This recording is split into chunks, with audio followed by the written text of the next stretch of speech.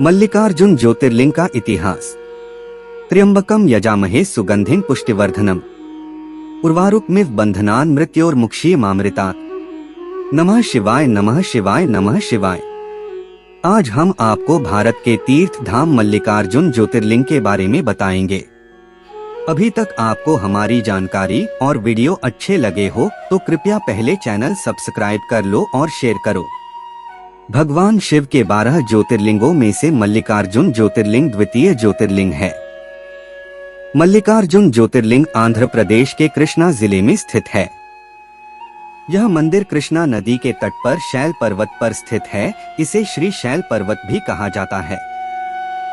सभी शक्तिपीठों में से महाशक्तिपीठ मल्लिकार्जुन ज्योतिर्लिंग मंदिर को अधिक पवित्र माना गया है। यह हैदराबाद से 250 किलोमीटर दूर कुरनूल के पास में स्थित है। ग्रंथों के अनुसार हिंदुओं के लिए श्री शैल पर्वत का अधिक महत्व है और इसे बहुत ही पवित्र माना जाता है। इस पर्वत पर जो व्यक्ति भगवान शिव की पूजा अर्चना करता है वह अश्वमेघ यज्ञ के बराबर फल पाता है और भगवान शिव की कृपा से उसके सारे दुख नष्ट हो जाते हैं। उस व्यक्ति की सभी मनोकामनाएं शीघ्र ही पूर्ण होती है। शिव पुराण के अनुसार यह बताया गया है कि मल्लिका का अर्थ मां पार्वती और अर्जुन भगवान शिव को कहा गया है। भारत के 12 ज्योतिर्लिंगों में से मल्लिकार्जुन का दूसरा स्थान है। इन 12 जगहों पर भगवान शिव स्वयं प्रकट हुए हैं, इसलिए इसे ज्योतिर्लिंग में कहा जाता है। हिंदुओं का यह मंदिर भगवान शिव को समर्पित है। इस मंदिर में मल्लिकार्जुन भगवान शिव के रूप में विराजमान है। मल्लिकार्जुन ज्योतिर्लिंग मंदिर गर्भगृह बहुत ही छोटा है, जिसकी वजह से यहाँ भक्तों की लंबी कतार लगी रहती है। मंदिर में एक से अधिक व्यक्ति नहीं जा सकते, जिसके लिए यहाँ भक्तों को लंबी कतार में खड़े होकर प्रतीक्षा करनी पड़ती है, तब भगवान शिव का दर्शन मिलता है। इस प्राचीन मंदिर की तमिल संतों ने स्तुति गाई है। ऐसा कहा जाता है, हिंदू धर्म के स्कंद पुराण में श्रीशैलम या श्रीशैल ज्योतिर्लिंग का वर्णन किया गया है। जब जगतगुरु आदि शंकराचार्य जी ने पहली बार इस मंदिर की यात्रा की तब उन्होंने यहाँ शिव नंद लहरी की रचना की थी। मल्लिकार्जुन ज्योतिर्लिंग मंदिर के पास में ही एक जगदम्बा माता का मंदिर भी है। ऐसा कहा जाता है, यह मंदिर 51 शक्तिपीठों में से एक माना गया है। माता का यह मंदिर सती का स्वरूप ब्रह्मराम्बिका के रूप में विख्यात है।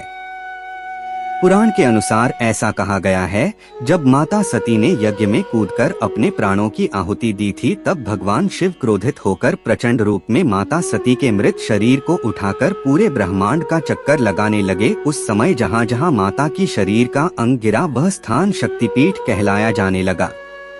जिस स्थान पर माता सती की गर्दन गिरी वही स्थान पवित्र और पावन शक्तिपीठ माना गया है। मल्लिकार्जुन ज्योतिर्लिंग का पौराणिक कथा।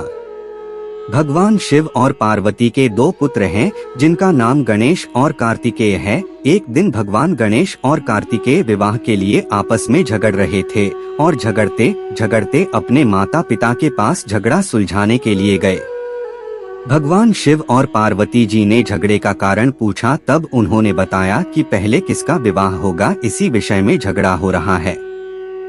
यह सुनकर माता पार्वती ने झगड़े के समाधान के लिए दोनों भाइयों से कहा कि जो पहले पृथ्वी की परिक्रमा करके वापस आएगा उसी का विवाह पहले होगा। माता पार्वती के द्वारा ऐसा सुनकर कार्तिकेय जी ने पृथ्वी की परिक्रमा के लिए निकल दिए। कार्तिकेय का वाहन मोर है और गणेश जी का वाहन चूहा है, लेकिन भगवान गणेश बहुत ही बुद्धिमान थे।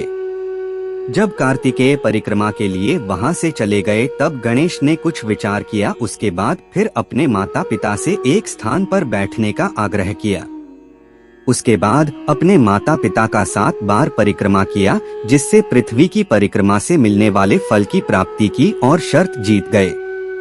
उनकी यह बुद्धि देखकर भगवान शिव और पार्वती बहुत ही प्रसन्न हुए और गणेश जी का विवाह कराया। पृथ्वी की परिक्रमा पूरा कर जब कार्तिकेय जी वापस आए तो गणेश जी का विवाह देखकर उन्हें बहुत दुख हुआ।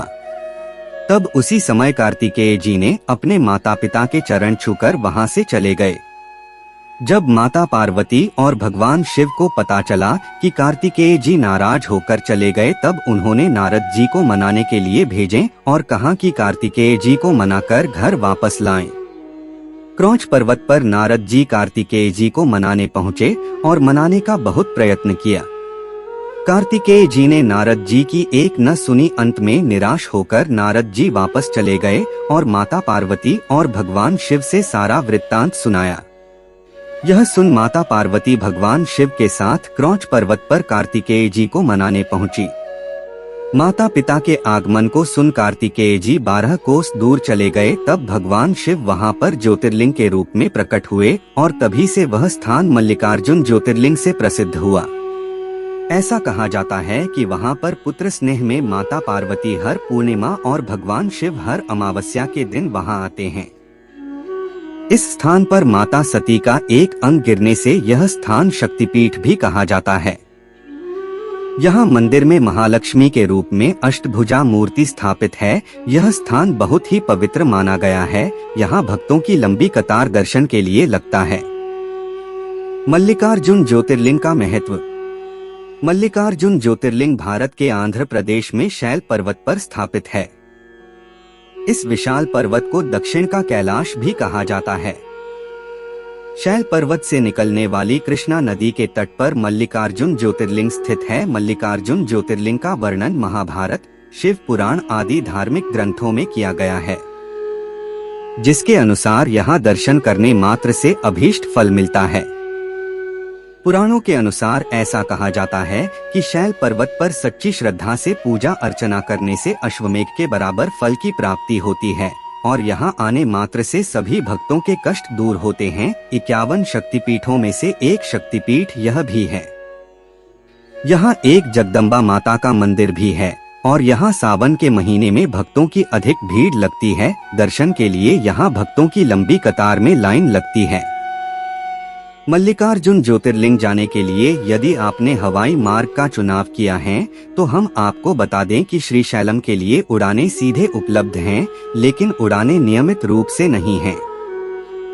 श्रीशैलम में अपना हवाई अड्डा नहीं है और सबसे निकटतम हवाई अड्डा बेगमपेट हवाई अड्डा है। हवाई अड्डे से आप स्थानीय साधनों की मदद से मल्लिकार्जुन ज्योतिर्लिंग तक पहुंच जाएंगे।